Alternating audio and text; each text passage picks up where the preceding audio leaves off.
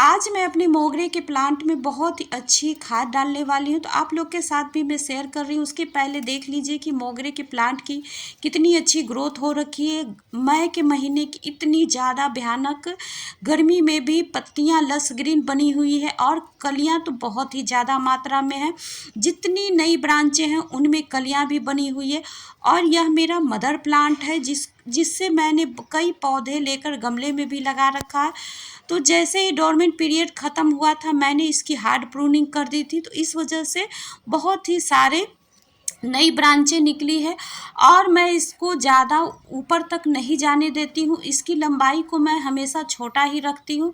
तो इस तरह से यह पौधा छोटे में ही बहुत ही अच्छी ग्रोथ करते रहता है। और यहाँ पे देखिए, पुराना होने की वजह से जड़ के पास नई नई पौधे अपने आप ही निकलता रहता है। तो यहाँ पे देखिए, एकदम छोटा सा ही प्लांट है, उसकी जड़ भी दिखाई दे रही है वीडियो में। तो देखिए, इतने छोटे से भी प्लांट में फ्लावरिंग होनी शुरू हो जाती है सीजन आने पे। तो इस तरह से मोगरे के प्लांट में मार्च से लेकर अक्टूबर तक बहुत ही अच्छी मात्रा में फ्लावरिंग होते रहती है। मानसून में तो बहुत ही ज़्यादा ही कलियां आती हैं और फ्लावरिंग भी होती है। तो यहाँ पे मेरा यह मोगरा का प्लांट गमले में लगा हुआ है। तो देखिए, यहाँ पे इसमें भी बहुत ही अच्छी मात्रा में कलियां हैं और बहुत सारे तो फूल खिल चुके हैं, बहुत यहाँ पे सूख भी चुके हैं। तो इस तरह से जब फूल सूख जाते हैं तो उनको अगले दिन इस तरह से आप ज़रूर हटा दें। तो इस तरह से पौधे की एनर्जी बच जाती है और पौधा अपनी एनर्जी को नई ब्रांचों को निकालने में लगाता है। तो इस तरह से देखिए, मैंने जितने भी सूख चुके ब्रांचें हैं उनको हल्के से कट कर दिया है। तो इस तरह से जब आप कट कर देंगे तो गर्मी में भी हल्की सी पिंचिंग हो जाती है और वहाँ से नई ब्रांचें निकलेगी। और जितने भी नई ब्रांचें निकलती है मोगरे के प्लांट में, उसी पे नई कलियां बनती है और फ्लावरिंग भी शुरू होती है वहीं से। तो इस बात का ज़रूर ध्यान रखें कि पिंचिंग ज़रूर करें। तो इससे आपको, जैसे ही आप एक टहनी पे पिंचिंग करेंगे, वहाँ से 2 नई ब्रांचें निकलेगी। तो इस तरह से आपका पौधा घना भी होता चला जाता है।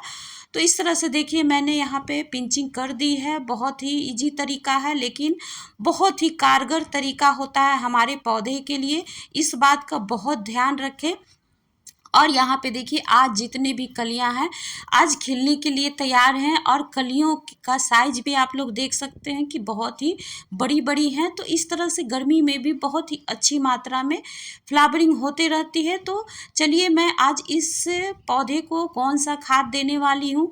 तो सबसे पहले तो इसकी मिट्टी की गुड़ाई कर लेती हूँ, ताकि मिट्टी की गुड़ाई करते ही मिट्टी हल्की हो जाती है और जितने भी खरपतवार होते हैं, जो कि पौधे के पोषक तत्व होते हैं, मिट्टी से ये खरपतवार लेते रहते हैं, तो इनसे भी बचाव हो जाता है। और इस तरह से ऑक्सीजन का भी संचार बहुत ही अच्छी मात्रा में मिट्टी में होने लगता है। तो पौधे की भी ग्रोथ तेज़ी से होने लगती है। तो इस तरह से बहुत सारे ही काम हो जाते हैं एक छोटा सा तरीका अपनाकर। तो देखिए, मैंने यहाँ हल्की सी गुड़ाई कर दी और खरपतवारों को भी निकाल दिया है। तो सबसे पहले मैं इस पौधे में, मोगरे को प्लांट को कैल्शियम की बहुत ज़रूरत होती है। तो कैल्शियम का सबसे आसान स्रोत है चूना। अगर चूना ना हो तो आप चौक का भी यूज कर सकते हैं, जो कि बहुत ही आसानी से मिल जाता है। तो मैंने यहाँ पे आधा चम्मच चूना लिया है और यहाँ पे मैं 1 चम्मच एप्सम सॉल्ट को भी ले रही हूँ। तो एप्सम सॉल्ट बहुत ही हमारे पौधे के लिए ज़रूरी पोषक तत्व होते हैं इसमें। और इसको डालने से बहुत ही ज़्यादा मात्रा में इसकी जड़ें और तने बहुत ही हेल्दी होते हैं। और एप्सम सॉल्ट में मैग्नीशियम और सल्फर होता है, जो पौधे के लिए बहुत ही ज़रूरी पोषक तत्व होते हैं। और इससे हमारे कीटों को भी बहुत ही दूर हटाता है और पौधे की ग्रोथ को भी बहुत ही तेज करता है। एप्सम सॉल्ट डालते ही हमारे पौधे की ग्रोथ दुगनी तिगुनी गति से बहुत ही तेज़ी से होने लगता है। जिस पौधे में कभी फ्लावरिंग नहीं हुई है, उसमें भी फ्लावरिंग होना शुरू हो जाता है। तो आप एप्सम सॉल्ट को ज़रूर अपने पौधे की मिट्टी में डालें। और यहाँ पे मैंने एक घरेलू सा ही चीज़ लिया है, फ्री का ही है, चावल का पानी है जो कि ताज़ा पानी है। तो इसको मैं बिना डाइल्यूट किए हुए ही पौधे में डाल रही हूँ। तो इस तरह से अपने पौधे को जब इस आसान सा खाद आप केमिकल फ्री डालेंगे तो बहुत ही आसानी से आपके पौधे की ग्रोथ होते रहेगी। तो यहाँ पे देखिए मैंने अडेनियम के भी प्लांट में डाला, जेड प्लांट में भी चावल के पानी को डाला।